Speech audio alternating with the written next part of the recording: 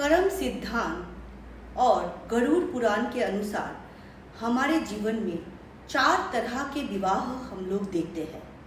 सबसे पहला होता है शत्रु विवाह, जो कि आपके पिछले जन्म के कोई शत्रु होंगे जो आपको इस जन्म में आपको कर्जा चुकाने के लिए ये आए हैं। कर्जा आपको चुकाना पड़ेगा। शत्रु विवाह में बहुत सारा दुख आपको झेलने को मिलेगा, क्योंकि झगड़ा तो होगा ही, मेंटल एब्यूज के साथ फिजिकल एब्यूज भी, डोमेस्टिक वायलेंस जो बोलते हैं वो भी हो सकता है, क्योंकि पिछले जन्म के कोई शत्रु आपको अभी एज ए कार्मिक, एज ए आपके पार्टनर मिल गए हैं, जिनके साथ आपने खराब किया था पिछले जन्म में, वही कर्ज ये चुकाने आए हैं आपसे। तो जब तक ये लेसन आप लर्न नहीं करेंगे तब तक ये आपके जीवन में होंगे। दूसरा जो विवाह बोला गया है गरुड़ पुराण में, वो होता है जैसे कि कर्जदार विवाह। पिछले जन्म में आपने इमोशनली, फिजिकली, मेंटली बहुत कुछ उनसे लिया था जो कि आपको चुकाना पड़ेगा इस जन्म में, इसीलिए ये आए हैं। और आप समझ रहे हैं इतना खर्चा इनके पीछे आप क्यों कर रहे हैं, क्योंकि ये अपना कर्ज लेने आए हैं और आपको चुकाना है।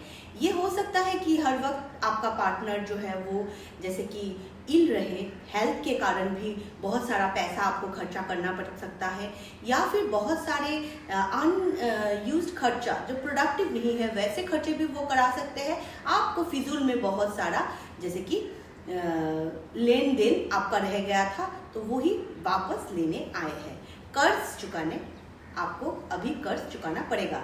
उसके बाद जो होता है तीसरी श्रेणी का विवाह, वो होता है मायूसी विवाह, जो जैसे कि उदासीन विवाह भी बोल सकते हैं हम लोग।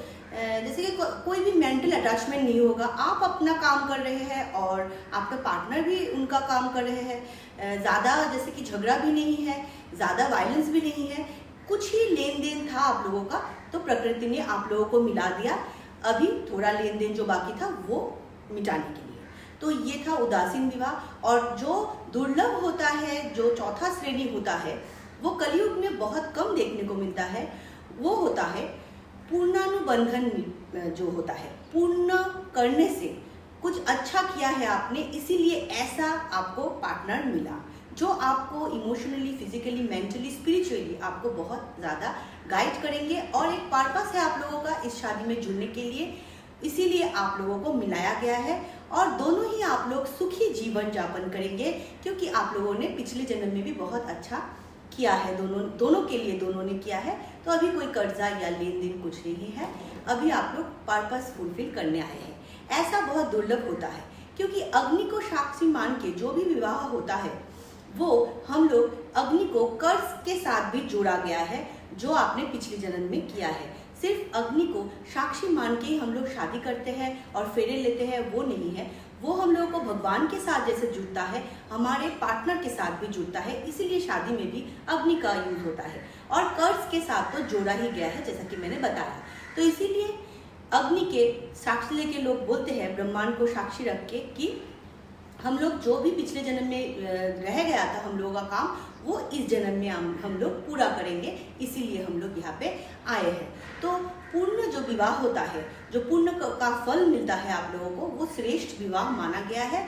अगर ऐसा हो तो आप लोगों को, अगर किसी और के साथ भी आपने अगर ऋणानुबंधन, यानी कि ऋण पहले भी था आप लोगों का, बंधन एक था आप लोगों का, वो सोल भी आ जाते हैं, तो आपको ऐसा विवाह जो श्रेष्ठ माना गया है उसको छोड़ के दूसरे पार्टनर के साथ नहीं जाना चाहिए, क्योंकि ये बहुत ही अच्छा विवाह माना गया है।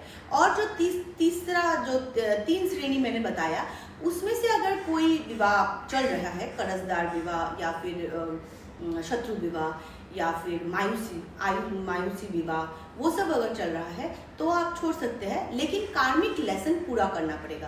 कार्मिक लेसन अगर पूरा नहीं करते हैं तो आप दूसरा विवाह कीजिए, तीसरा विवाह कीजिए, वो भी नहीं चलेगा, वही पैटर्न फिर से दोहराया जाएगा।